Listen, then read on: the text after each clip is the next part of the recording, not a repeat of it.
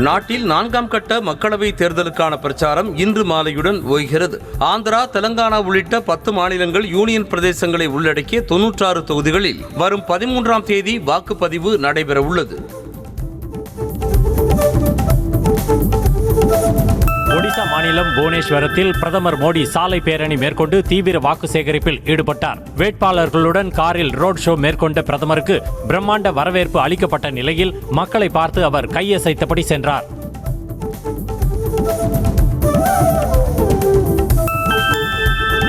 காங்கிரஸ் கட்சியுடன் இணைந்து அழிந்து போவதற்கு பதிலாக அஜித் பவார், ஏக்நாத் ஷிண்டேவுடன் இணைந்து விடலாம் என சரத்பவாருக்கும் உத்தவ் தாக்கரேவிற்கும் பிரதமர் மோடி அறிவுரை வழங்கினார். மகாராஷ்டிராவில் பேசிய அவர், பாராமதி தொகுதியில் ஒரு மூத்த தலைவர் தேர்தலுக்காக கவலைப்பட்டுக் கொண்டிருப்பதாக சரத்பவாரை சாடினார்.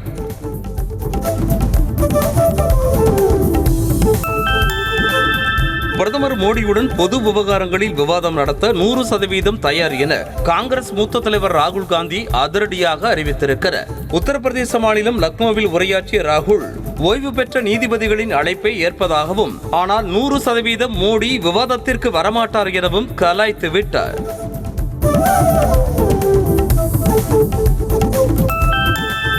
தேர்தல் நடத்தை விதிகளை மீறும் பாஜக தலைவர்கள் மீதான புகார்களில் உடனடியாக நடவடிக்கை எடுக்க வலியுறுத்தி டெல்லியில் தேர்தல் ஆணையரை இந்தியா கூட்டணி தலைவர்கள் சந்தித்தனர். பிரதமர் மோடி, அமித்ஷா ஆகியோர் மீது காங்கிரஸ் உள்ளிட்ட அனைத்து எதிர்க்கட்சிகளும் 1520 புகார்களை அளித்துள்ளனர். டெல்லி முதலமைச்சர் அரவிந்த் கெஜ்ரிவாலுக்கு ஜாமீன் கிடைத்ததை அடுத்து அவரது இல்லத்திற்கு முன்பாக ஆம் ஆத்மி தொண்டர்கள் பட்டாசு வெடித்து கொண்டாடினர். மேலும் சிறையில் இருந்து வெளியே வந்த பிறகு முதல் முறையாக வீட்டுக்கு வந்த கெஜ்ரிவாலை தொண்டர்கள் மேளதாளங்கள் முழங்க வரவேற்றனர்.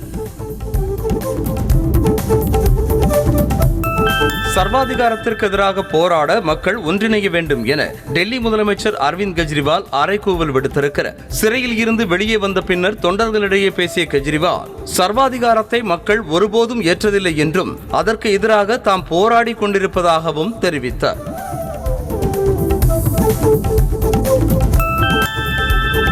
டெல்லி மதுபான கொள்கை முறைகேடு வழக்கில் இடைக்கால ஜாமீனில் வெளியே வந்த முதலமைச்சர் அரவிந்த் கெஜ்ரிவால் ஜூன் 2ஆம் தேதி நீதிமன்றத்தில் சரணடைய வேண்டும் என உச்சநீதிமன்றம் நிபந்தனை விதித்துள்ளது. தேர்தல் பரப்புரைக்காக ஜூன் 1ஆம் தேதி வரை கெஜ்ரிவாலுக்கு இடைக்கால ஜாமீன் வழங்கப்பட்டுள்ளது.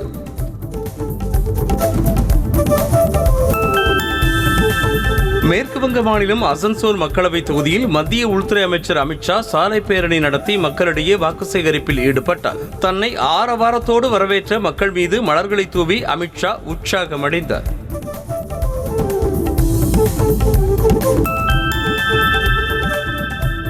மாநில கட்சிகள் ஒன்றிணைந்து மத்தியில் ஆட்சியமைக்கும் சூழல் உருவாகலாம் என தெலங்கானா முன்னாள் முதலமைச்சர் சந்திரசேகர ராவ் ஆர்வம் தெரிவித்திருக்கிறார். தேர்தல் பிரச்சாரத்திற்கிடையே பேட்டியளித்திருக்கும் கேசிஆர், மாநில கட்சிகள் ஆட்சியமைக்க தேசிய ஜனநாயக கூட்டணி அல்லது இந்தியா கூட்டணி ஆதரவளிக்க நேரிடலாம் என்றார். ஜம்மு காஷ்மீர் தேசிய மாநாட்டு கட்சி தலைவர் ஃபரூக் அப்துல்லா புட்காமில் நடைபெற்ற பொதுக்கூட்டத்தில் உரையாற்றி வாக்கு சேகரித்தார். அப்போது பேசிய அவர், இந்து முஸ்லிம் இடையே பிரிவினையை ஏற்படுத்த பாஜக முயல்வதாகவும் அந்த எண்ணம் ஒருபோதும் ஈடேறாது எனவும் சூளுரைத்தார்.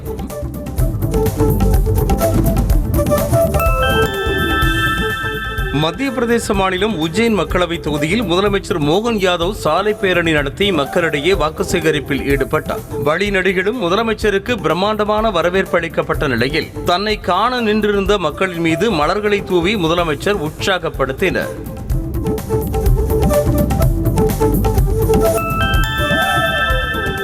டெல்லியில் பகலில் வாட்டி வதைத்த வெயிலுக்கு மத்தியில் திடீரென இரவு வீசிய புழுதி புயலால் வாகனங்களை இயக்க முடியாமல் வாகன ஓட்டிகள் அவதிக்குள்ளாகினர். சில வீடுகளின் மேற்கூரைகளும் பெயர்ந்து சாலையில் விழுந்தன.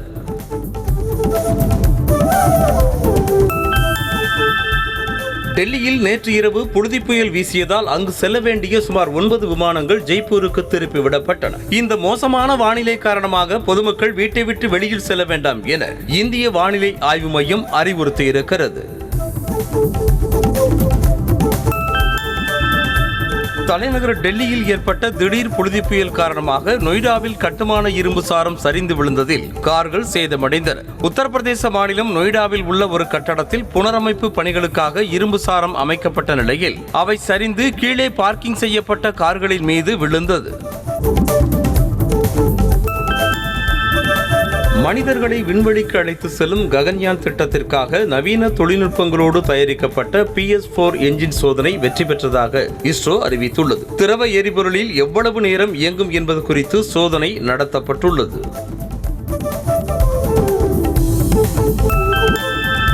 பிரஜ்வால் ரேவண்ணா பாலியல் வீடியோ வெளியான விவகாரம் தொடர்பாக பாஜக பிரமுகர் தேவராஜ் கவுடா கைது செய்யப்பட்டார். 2023ஆம் ஆண்டு நடைபெற்ற கர்நாடக சட்டமன்ற தேர்தலில் பாஜக சார்பாக ரேவண்ணாவை எதிர்த்து போட்டியிட்டு தோல்வியடைந்த இவர் தற்போது பிரஜ்வாலின் வீடியோக்களை கசியவிட்ட புகாரில் கைது செய்யப்பட்டிருக்கிறார். தமிழ்நாட்டில் 10 இடங்களில் 100 டிகிரி ஃபாரன்ஹீட்டை தாண்டி வெப்பம் பதிவாகி இருப்பதாக வானிலை ஆய்வு மையம் தெரிவித்துள்ளது. அதிகபட்சமாக வேலூர், ஈரோடு, திருச்சி, மதுரை ஆகிய இடங்களில் 104 டிகிரி ஃபாரன்ஹீட் வெப்பம் பதிவாகியுள்ளது.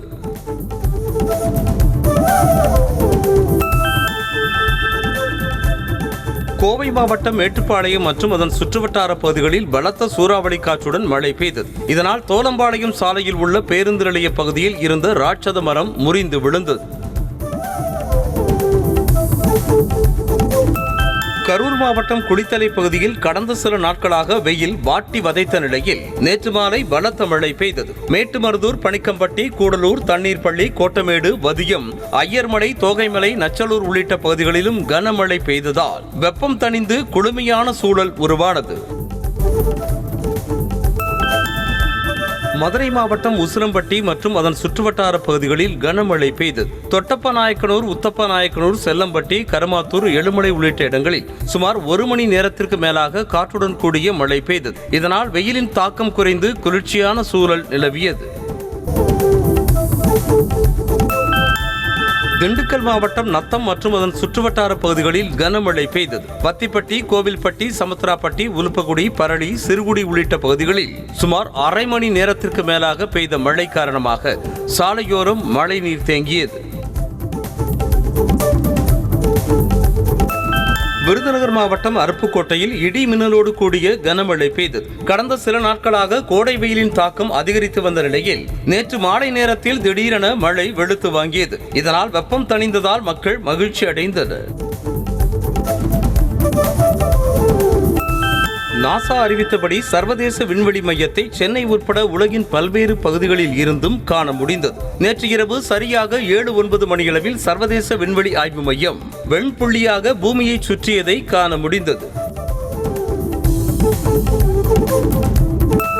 தமிழகத்தில் 10ஆம் வகுப்பு பொதுத் தேர்வு முடிவுகள் வெளியாகியுள்ளன. அதன்படி தமிழகத்தில் ஒட்டுமொத்தமாக 91.55% பேர் தேர்ச்சி பெற்றுள்ளனர். தேர்வு எழுதிய 8,94,264 பேரில் 8,18,743 மாணவ மாணவிகள் தேர்ச்சி பெற்றுள்ளனர்.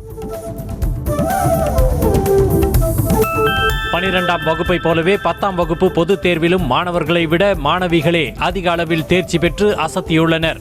மாணவர்கள் 88.58% பேர் தேர்ச்சி பெற்ற நிலையில் மாணவிகள் 94.53% பேர் தேர்ச்சி பெற்றுள்ளனர். 10ஆம் வகுப்பு பொதுத் தேர்வில் 97.31% தேர்ச்சியை பெற்று அரியலூர் மாவட்டம் முதலிடம் பிடித்திருக்கிறது. அடுத்ததாக சிவகங்கையில் 97.02%, ராமநாதபுரத்தில் 96.36% தேர்ச்சி பெற்றுள்ளனர். 82.07% தேர்ச்சியுடன் வேலூர் மாவட்டம் கடைசி இடத்தில் உள்ளது.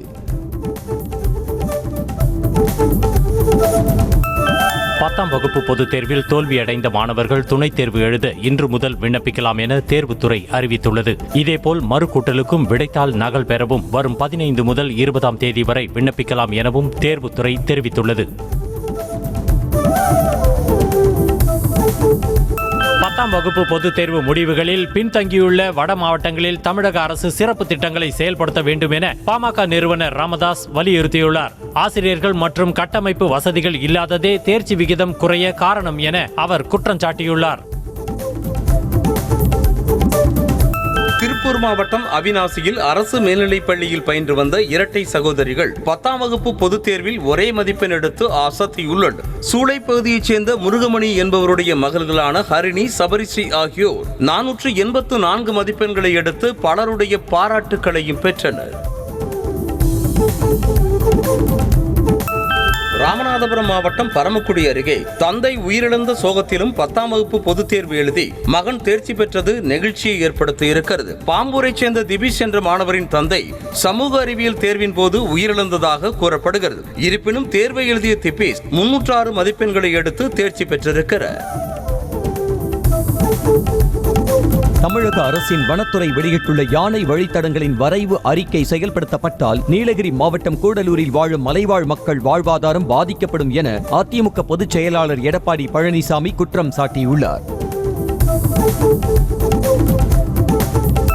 மர்மமான முறையில் உயிரிழந்த நெல்லை கிழக்கு மாவட்ட காங்கிரஸ் தலைவர் ஜெயக்குமாரின் வீட்டு கிணற்றில் புதிய கத்தி கிடைத்துள்ளது.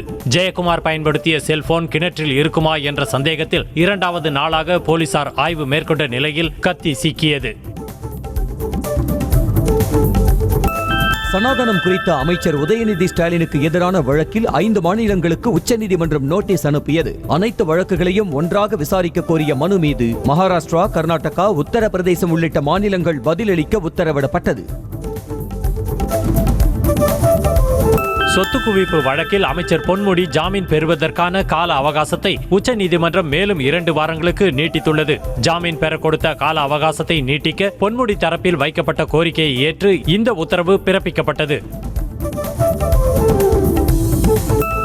வடலூர் வள்ளலார் சத்தியஞான சபையில் அனைத்து அனுமதிகளையும் பெற்ற பிறகே சர்வதேச மையம் கட்டப்படும் என அரசு நீதிமன்றத்தில் தெரிவித்தது. இதையடுத்து கட்டிடங்களை பராமரிப்பதில் ஏன் மெத்தனம் என கேள்வி எழுப்பிய நீதிமன்றம் ஆக்கிரமிப்புகளை அகற்றி 106 ஏக்கர் நிலங்களை மீட்க உத்தரவிட்டது. ஒன்றுக்கும் மேற்பட்ட மின் இணைப்புகள் ஒரே வளாகத்தில் இருந்தால் அவற்றை இணைக்கும் முடிவை தமிழ்நாடு அரசு கைவிட வேண்டும் என பாமக தலைவர் அன்புமணி ராமதாஸ் வலியுறுத்தியுள்ளார். ஒருவரின் பெயரில் எத்தனை மின் இணைப்புகள் இருந்தாலும் அவை இணைக்கப்படாது என்ற வாக்குறுதியை மீறுவது கண்டிக்கத்தக்கது என தெரிவித்துள்ளார். பட்டாசு தொழிற்சாலைகள் உரிய உரிமம் பெற்றுள்ளனவா என்பது குறித்து ஆய்வு செய்து அறிக்கை தாக்கல் செய்யும்படி தொழிலாளர் நலத்துறை அறிவுறுத்தியுள்ளது. மேலும் உரிய பாதுகாப்பு ஏற்பாடுகள் செய்யப்பட்டுள்ளதா என்பது குறித்தும் ஆய்வு செய்து அறிக்கை அனுப்ப உத்தரவிட்டுள்ளது. சாதிய பாகுபாடு பார்ப்பதாக எழுந்த புகாரின் அடிப்படையிலும் மக்களின் தொடர் போராட்டம் காரணமாகவும் தேவர்குளம் காவல் நிலைய சப் இன்ஸ்பெக்டர்கள் 2 பணியிட மாற்றம் செய்யப்பட்டனர். தேவர்குளம் காவல் நிலைய சப் இன்ஸ்பெக்டர்கள் அருண் ராஜா, பவுல் ஆகியோர் சாதியை பார்த்து வழக்கு போடுவதாக கூறி மக்கள் தொடர் போராட்டத்தை முன்னெடுத்தனர். திருவள்ளூர் மாவட்டம் கும்மிடிப்பூண்டி பாமக நகர செயலாளர் இளஞ்செல்வம் நில மோசடி வழக்கில் கைது செய்யப்பட்டார். இவரது வீட்டுக்கு அருகே வசிக்கும் முருகன் என்பவருக்கு சொந்தமான 1 கோடி ரூபாய் மதிப்புடைய இடத்தை போலி ஆவணம் மூலமாக இளஞ்செல்வம் தனது மனைவி ஜோதி பெயரில் மாற்ற முயன்றதாக புகார் அளிக்கப்பட்டது. நாகர்கோவிலில் மக்களவைத் தேர்தலுக்காக கட்சி தலைமை கொடுத்த பணத்தை சுருட்டிய பாஜக நிர்வாகிகள் மீது நடவடிக்கை எடுக்க வலியுறுத்தி போஸ்டர் ஒட்டப்பட்டிருந்தது. தேர்தல் பணியாற்றிய தொண்டர்களுக்காக கொடுத்த பணத்தை நாகர்கோவில் சட்டமன்ற தொகுதி நிர்வாகிகள் சுருட்டியதாக போஸ்டரில் குற்றம் சாட்டப்பட்டிருந்தது.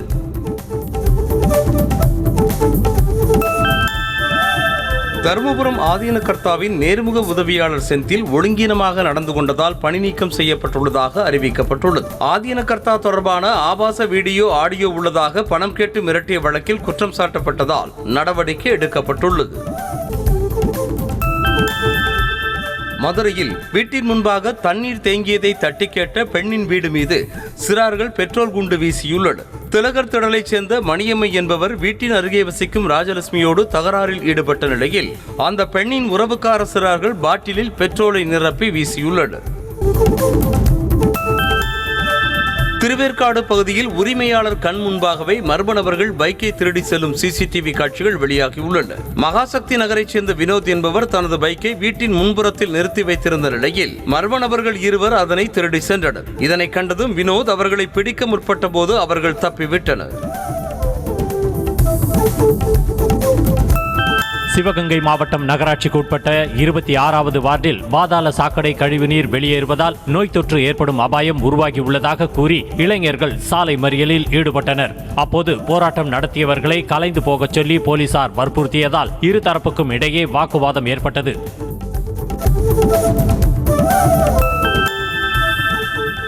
சென்னை அடுத்த ஆவடி காவல் ஆணையரகத்தில் ஆபரேஷன் கிளீனப் என்ற பெயரில் நடத்தப்பட்ட சோதனையில் ஒரே நாளில் 48 கிலோ குட்கா, ஹான்ஸ், கூலி போன்ற போதைப் பொருட்கள் பறிமுதல் செய்யப்பட்டன. தடை செய்யப்பட்ட இந்த பொருட்களை சட்டவிரோதமாக வைத்திருந்ததாக கடை உரிமையாளர்கள் உட்பட 33 பேர் மீது வழக்கு பதிவு செய்யப்பட்டது. ஒசூர் அருகே காட்டு யானை தாக்கியதில் படுகாயமடைந்த விவசாயி சிகிச்சை பலனளிக்காமல் உயிரிழந்தார். ஹாலல்லி வன கிராமத்தைச் சேர்ந்த ராஜேந்திரன் யானை தூக்கி வீசியதில் படுகாயமடைந்தார். இதுகுறித்து விசாரிக்க சென்ற வனவேட்டை தடுப்பு காவலர்கள் 2 மீது ஆத்திரத்தில் அந்த பகுதி இளைஞர்கள் தாக்குதல் நடத்தியுள்ளனர்.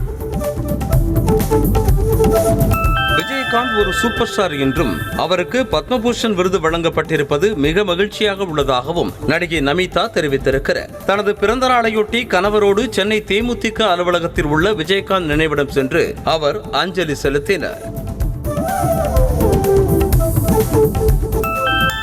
நீலகிரி மாவட்டம் உதகையில் புகழ்பெற்ற 126வது மலர் கண்காட்சி துவங்கியது. 20ஆம் தேதி வரை 11 நாட்களுக்கு நடைபெறவுள்ள மலர் கண்காட்சியில் கண்ணை பறிக்கும் வண்ண வண்ண மலர்களால் ஆன வடிவங்களை கண்டு சுற்றுலா பயணிகள் உற்சாகமடைந்தனர்.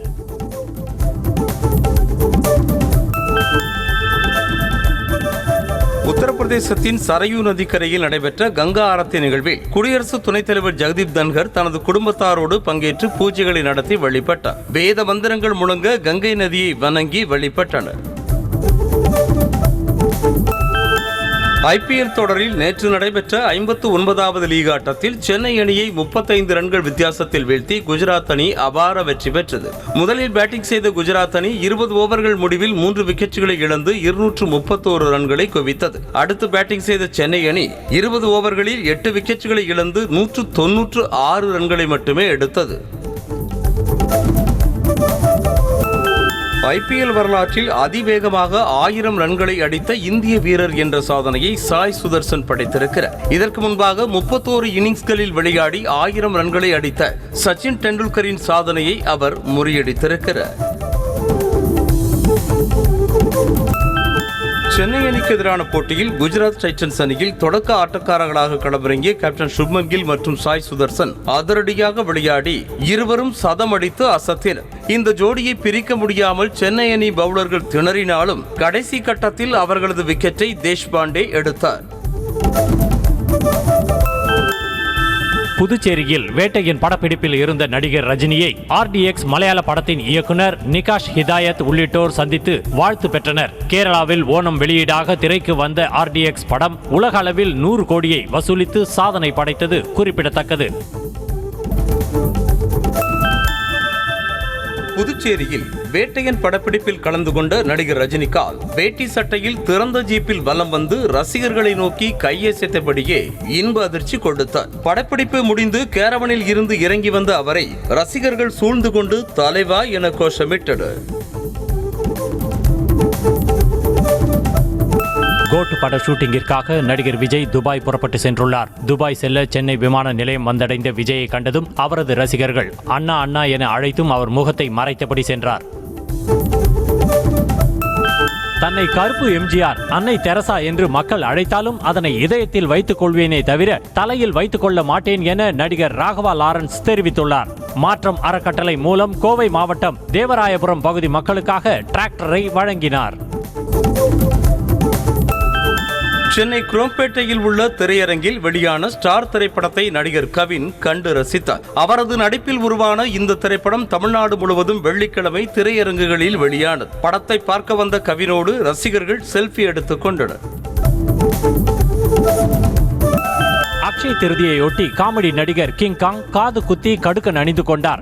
நகை கடைக்கு சென்று தனது நீண்டகால ஆசையை நிறைவேற்றிய அவர் அடுத்த வாரம் தனது சக நடிகர்கள் மற்றும் நண்பர்களுக்கு கடா விருந்து வைக்க உள்ளதாக கூறியுள்ளார். காஞ்சிபுரம் காமாட்சி அம்மன் கோவில் சித்திரை திருவிழாவையொட்டி தங்க திருத்தேர் உற்சவம் வெகு விமர்சையாக நடைபெற்றது. அதிமுக பொதுச் செயலாளர் இபிஎஸ் பிறந்த நாளையொட்டி அக்கட்சி நிர்வாகி வாலாஜாபாத் கணேசன் ஏற்பாட்டில் சிறப்பு அபிஷேக ஆராதனை நடைபெற்று பொதுமக்களுக்கு அன்னதானம் வழங்கப்பட்டது. தேனி மாவட்டம் வீரபாண்டியில் பல நூறு ஆண்டுகள் பழமை வாய்ந்த ஸ்ரீ கௌமாரியம்மன் திருக்கோவில் தேரோட்டம் வெகு விமர்சையாக நடைபெற்றது.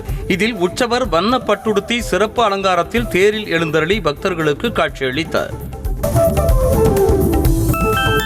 தஞ்சாவூர் மாவட்டம் கண்டமங்கலம் கிராமத்தில் மகா காளியம்மன் ஆலய சித்திரை திருவிழாவை ஒட்டி 100க்கும் மேற்பட்ட பெண்கள் முளைப்பாரி எடுத்து வழிபாடு நடத்தினர். விழாவின் முக்கிய நிகழ்வான காளியாட்டம், பால்குடம், காவடி எடுத்தல் திருவிழா இன்று நடைபெறுகிறது.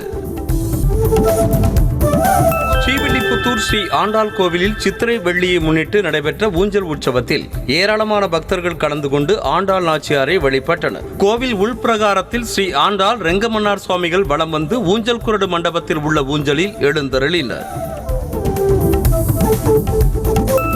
மயிலாடுதுறை மாவட்டம் திருக்கடையூரில் கசகசானைச் சேர்ந்த தம்பதி தமிழர் முறைப்படி திருமணம் செய்து கொண்டனர். தமிழ் கலாச்சாரம் மீதுள்ள பற்றின் காரணமாக ஏற்கனவே கிறிஸ்தவ முறைப்படி திருமணமான போதிலும் தமிழ் முறைப்படி தாலி கட்டி அம்மி மிதித்து மெட்டி அணிவித்து திருமணம் செய்து கொண்டனர். ஆடி இந்தியா நிறுவனம் முற்றிலும் புதிய Q3 போல்டு எடிஷன் மற்றும் Q3 sport back bolt edition மாடல்களை இந்திய சந்தையில் அறிமுகம் செய்தது. இதில் 7 speed dual clutch transmission unit வழங்கப்படுகிறது. இதில் போல்டு எடிஷன் 54 லட்சத்திலிருந்தும் ஸ்போர்ட் பேக் மாடல் 55 லட்சத்திலிருந்தும் துவங்குகின்றன. புதிய எலக்ட்ரிக் பைக் மாடல் ஒன்றுக்கு ஓலா எலக்ட்ரிக் நிறுவனம் காப்புரிமை பெற்றுள்ளது. இந்த பைக்கின் டிசைன் பார்க்க ரோஸ்டர் கான்செப்ட் போன்றே காட்சியளிக்கிறது. எனினும் இது ஸ்போர்ட்ஸ் பைக் மாடலாக இருக்கும் என்று கூறப்படுகிறது.